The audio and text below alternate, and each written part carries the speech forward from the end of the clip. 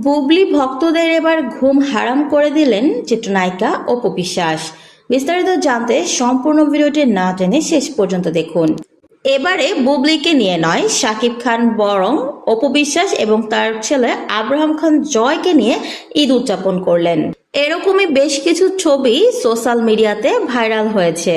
অপু বিশ্বাস তার verified Facebook পেজে শাকিব খানের বোন বনির সঙ্গে বেশ কিছু ছবি পোস্ট করেছেন।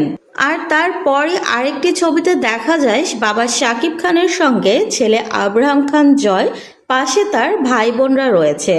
এবারের ঈদ জয় বাবার বাড়িতে তার ফুফাতো ভাই বোনের সঙ্গে ঈদ করছে। ছবিতে বাবা শাকিব খান ছেলে আব্রাহাম খান জয়কে বেশ আদর করে জড়িয়ে ধরে আছে, এমনটাই দেখা যাচ্ছে। দাদির আদরেও যেন একেবারে ভরে উঠেছে জয়ের জীবন। সবাইকে একসাথে নিয়ে হ্যাপি ফ্যামিলির মতো করে এবার শাকিব খান এবং অপু বিশ্বাস ছেলেকে নিয়ে, পরিবারকে নিয়ে ঈদ উদযাপন করছেন। তেমন অন্যদিকে এবার বুবলি এবং তার ছেলে শেহজাদ খান বীরেরও দেখা মেলেনি। যদিও ঈদের দিন বীরের জন্মদিন ছিল, তবুও একসাথে বাবা ছেলেকে দেখা যায়নি। শাকিব শুধুমাত্র একটি পোস্ট করেই ক্ষান্ত হয়েছেন বীরকে নিয়ে। বীরের জন্মদিন সেলিব্রেশনের কোনো ছবি পাওয়া যায়নি, এমনকি বুবলিও ছেলের সঙ্গে কোনো ছবি শেয়ার করেননি। শাকিব খান এবং অপু বিশ্বাসের পারিবারিক ছবি দেখার পর তাদেরকে সবাই প্রশংসায় ভাসাচ্ছেন।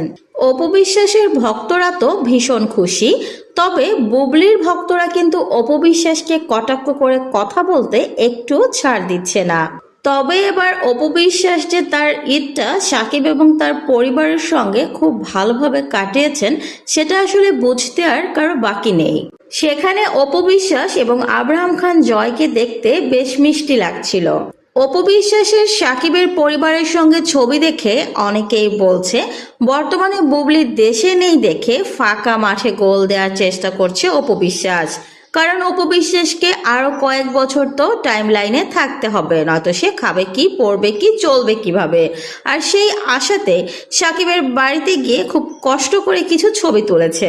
আবার অনেকেই বলছে বর্তমানে বুবলি দেশে নেই বলে শাকিব খান নিজেই হয়তো অপু বিশ্বাসকে ডেকেছে বুবলির অভাবটা কিছুটা পূরণ করার জন্য। কেউ কেউ বলছে শাকিব খানের তো নিজেরই চরিত্রের ঠিক নেই, সে একবার বুবলি একবার অপু বিশ্বাস করছে। এরকম চরিত্রহীন লোকের সঙ্গে মানুষ থাকে কিভাবে?